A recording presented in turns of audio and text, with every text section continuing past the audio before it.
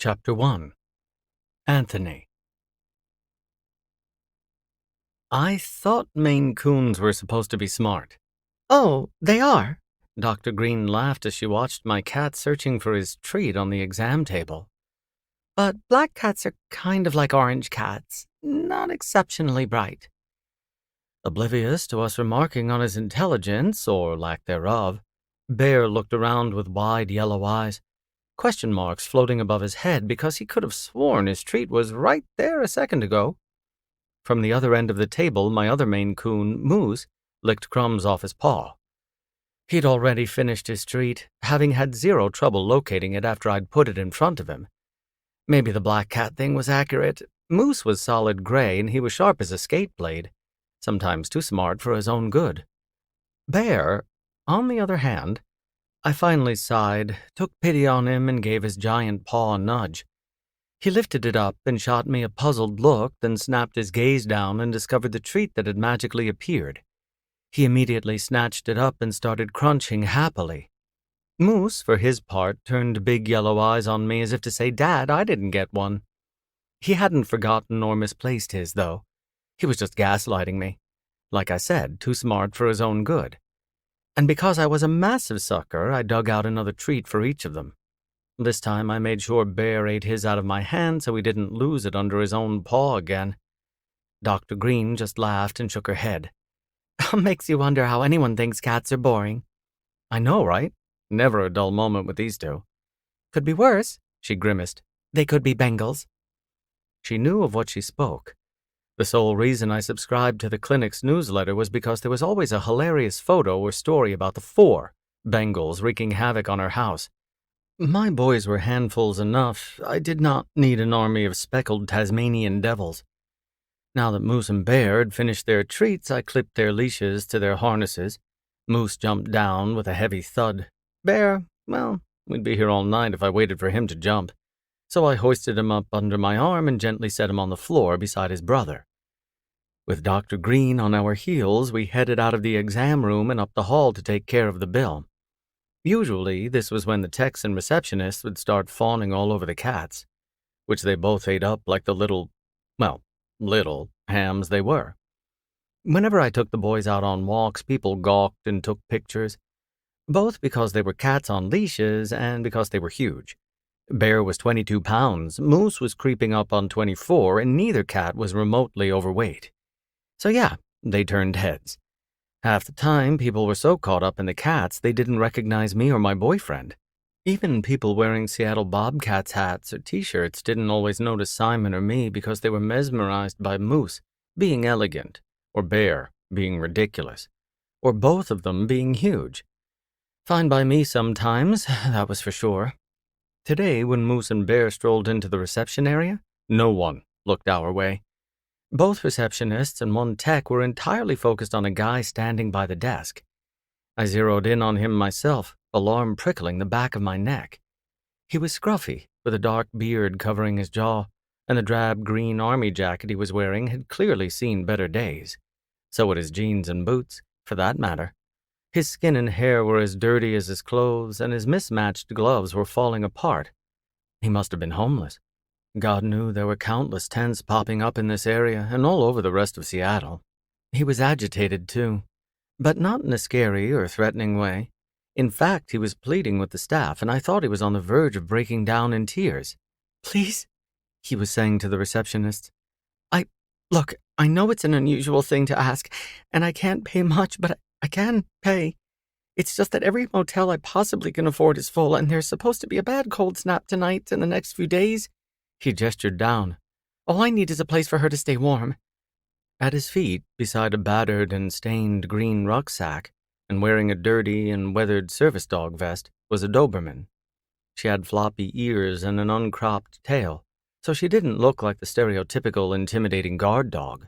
In fact, I might not have even recognized her, except one of my teammates had 3 Dobies who also had natural ears and tails. She sat beside him, watching him as intently as everyone else in the room. My cats were maybe 6 feet away from her, but she didn't even seem to notice them. I'm sorry." Sue, the older receptionist, shook her head. We do have kennels, but we have several patients staying here for observation. There's just no room. Have you tried one of the animal shelters? Amanda, her co-worker, suggested. They'll only take her if I surrender her. He sounded as threadbare as his clothing. And then there's a fee to get her back, and if I don't have enough money, there's no guarantee. He exhaled hard. Oh, please. Even if she can just spend the night in an exam room or something, anything. He gestured at his dog again. Look at her. She barely has any fur. Our tent and blankets were stolen, and this... He tugged at his jacket. It just isn't going to be enough to keep her warm. My heart dropped into my stomach. He was going to put his jacket on the dog? Of course, I'd absolutely do the same thing, but if they had no tent or blankets, what the hell was he going to use? The vet tech, Darrell, chewed his lip. Then he turned our way, and he straightened a little. Dr. Green, what do you think? The vet had halted beside me, and she was watching the scene unfold. She glanced at the man and his dog. I mean, there won't be anyone here. She'd be by herself. That's fine, he said quickly, his eyes and voice full of both hope and fear. Please, anything is better than leaving her outside. She'll freeze to death out there. As they went back and forth about a few possible logistics, one question kept banging around in my mind. What about you? Because yeah, it was supposed to get stupid cold tonight, and it wasn't going to let up for the next few days. A group text had even gone out advising everyone to leave early for practice tomorrow and to drive carefully, since it had rained recently and the roads would likely be icy. Dr. Green and her techs exchanged looks while the man watched them, bone-deep fear written all over his face. His dog nudged his hand with her nose, then she whined a little and did it again. He petted her absently, but when she pawed insistently at his leg, he looked down at her. She gave another whine and leaned hard against him. The man exhaled and moved to one of the chairs against the wall, limping as he went. As soon as he sat down, she put her front paws in his lap and her head under his chin. She seemed to be leaning so hard against him she'd probably have knocked him over had he been crouching or standing. Eyes closed, he wrapped an arm around her and petted her neck with the other. His hand was shaking. The clinic staff had fallen silent, but he didn't seem to notice. For long moments, there was no sound in the room except the dog's tags jingling whenever she or the man moved. The way he was breathing, hard and ragged, but not hyperventilating, as if he were struggling to stay in control, reminded me of an old teammate with anxiety when he was fighting off a panic attack. The dog kept nudging the man, pawing at him, licking his face, leaning into him, and he just kept on petting her and clearly trying to bring himself down. The clinic staff and I exchanged worried glances, but no one said anything. After a few minutes, his breathing started to even out. The dog pressed her head under his chin again. I'm okay, baby, he murmured to her, and kissed the side of her head. She licked his chin, which got a near soundless laugh out of him. I'm okay, he said again. Right then, something tugged at my leg, and I looked down to see that Bear had wandered off. He was now busily trying to climb into an artificial plant, unaware that he'd tangled both me and Moose in his leash in the process. My face burned as I stepped out of the loop and reeled my cat back in. I was usually extra vigilant about where my cats were and what they were doing when they were on leashes, especially in the vet's waiting room, but I'd been distracted by this man and his dog. Fortunately, aside from the Doberman, there were no other animals in the waiting area, and the only thing Bear had disturbed was a magazine rack and the potted plant. I hoisted him up into my arms. He was heavy as hell, but at least if I was holding him, he wouldn't get into as much trouble. While Bear tried valiantly to reach for a display of pamphlets on the counter, I returned my attention to the man and his dog.